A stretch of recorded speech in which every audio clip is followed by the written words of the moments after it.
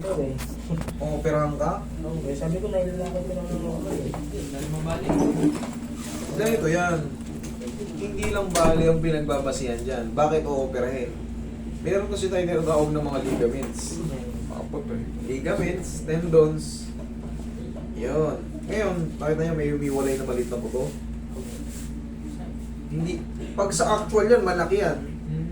Yan yung mga, yung tinatawag na spar na yan. Or fragments.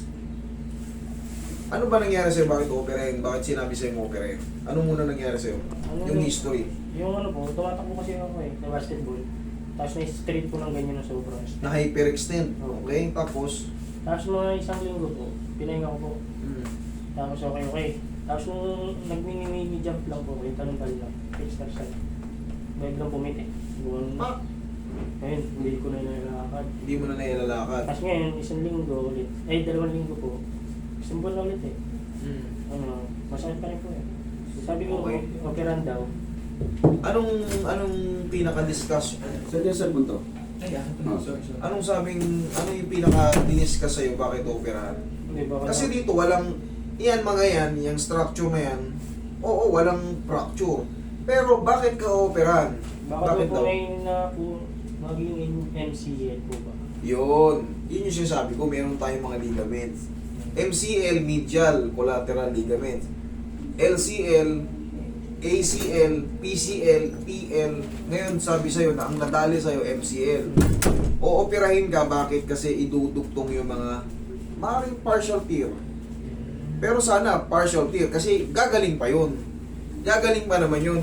Kaya naman nagkakaroon ng mga punit dyan kasi na-hyperextend, natutwist ka ng biglaan. Siyempre, yung biglaan, tulad yan, weak pa yung paa mo.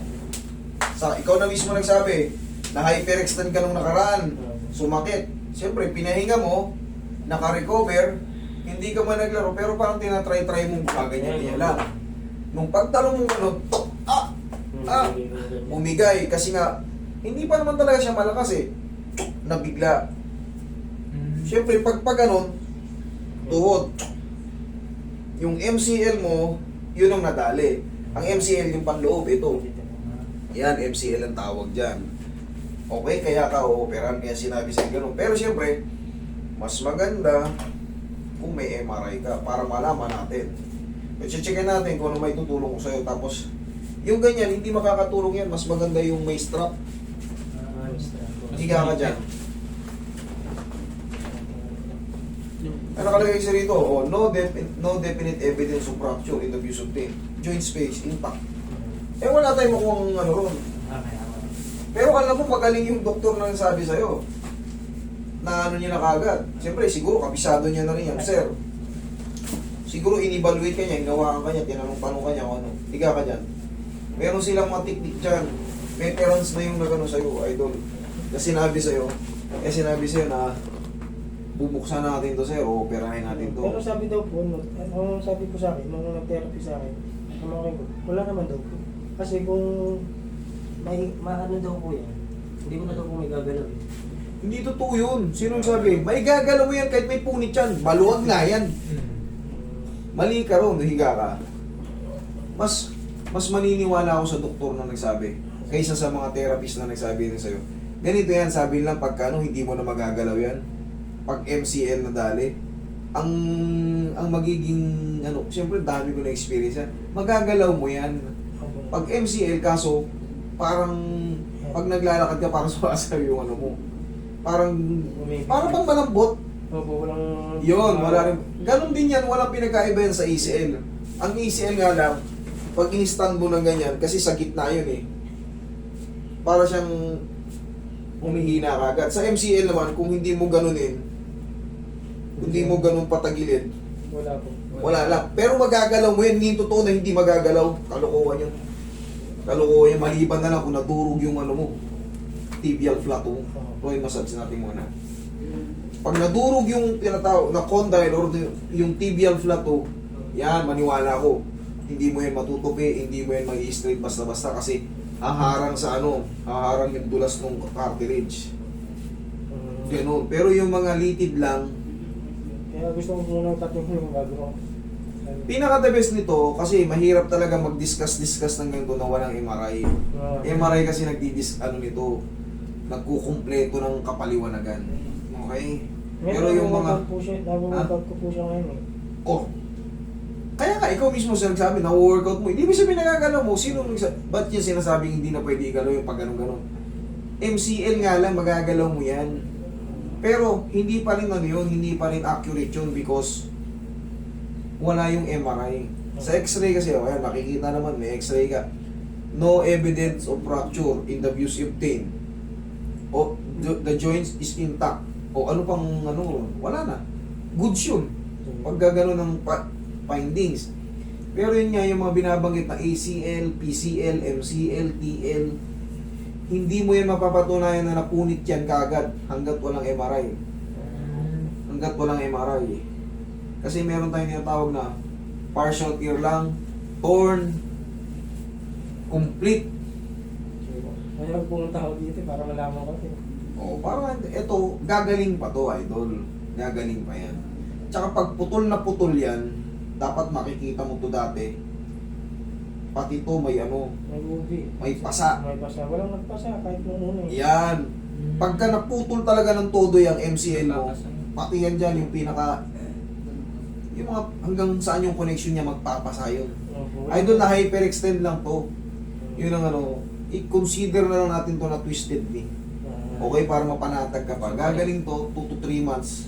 So, pahinga lang talaga, no? Pahinga lang. Eh, ikaw kasi masyado kang mainit eh. Huwag ka, kulit mo din kasi. Hindi pa ka nakaka-recover, tinalon-talon mo na. O yun, bumigay lalo. Nawala lang yung konting pagat, tinalon-talon mo. O, di ka sarangan mo. Rest lang to, i-adjust ko, tapos pahinga. Tapos, huwag mo munang isipin na naputitan ka ng Kasi, may stress ka lang. Hanggat walang patunay. Sa akin, maaaring mo, tinatawag na meron ka kasing doktor, nagpa-therapy ka na rin. Pang-third opinion mo na ako. Pero ako, papabura ko ron sa kasi mukhang veterans yung nagsabi sa iyo. Palaruan niyo bukas sa basketball, nagtatrabaho sa hospital. Oo. Okay. Relax na. Huwag mo nabanan. Pero kailangan mamaya maramdaman mo rito. Ba? Yung ganitong sakit, master, mas kaya ko na siya. Kailangan gano'n, hindi yung pwedeng gano'n. Tapos, master, parang nung in-adjust mo, lalo sumakit ah. Mali ako ron. Kaya kailangan humina. Huwag mo labanan na. Relax ka lang.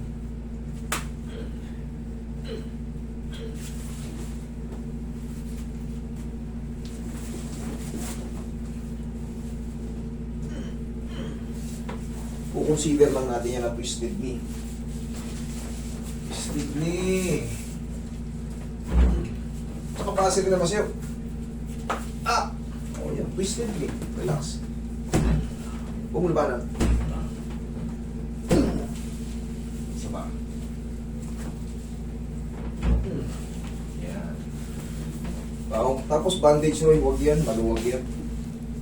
Nahanap ako eh. Dapa ka. Meron akong hinahanap pa inuulit-ulit ko. Bakit? Ako nakakaintindi ng ginagawa ko eh. Kayo hindi nyo maintindihan yun. Okay, relax na.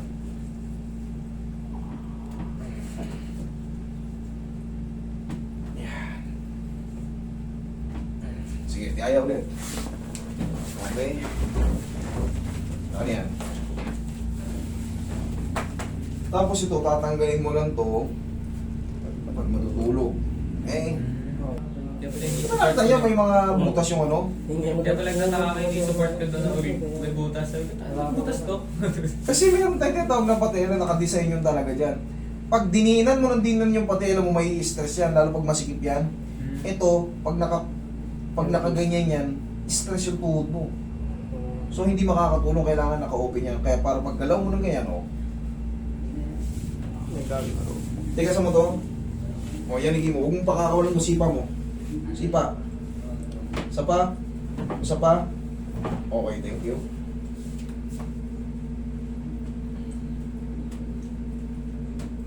Thank you. Tsaka lang. Ayan mo lang. Naramdaman mo. Yun ang hinahanap ko. Tumunog. Ayan mo lang sumingaw. Tapos, tatanggalin pag matutulog. Sige, try mo ngayon mo lumakad. Huwag mong i-challenge muna yung kung saan yung masakit. Ang mahalaga, you can walk. Oo. Anong pakiramdam ngayon? Ha? Okay? Sa explanation pa lang, alam mo na na ano eh. Wag ka muna kasi Sino makulit. yung marunong at hindi. Ayun yung nilalang ko yung ugat eh. Hmm. Yung ugat kanina tumunog eh. Eh, Hindi ugat Wala, yun. hindi siya. Hindi tumutunog ang ugat. Joint yun. Ay. Sir, kanina hindi talaga makalakad yan. Kanina yun, eh, kasalanan yun. Punta-punta kayo rito eh.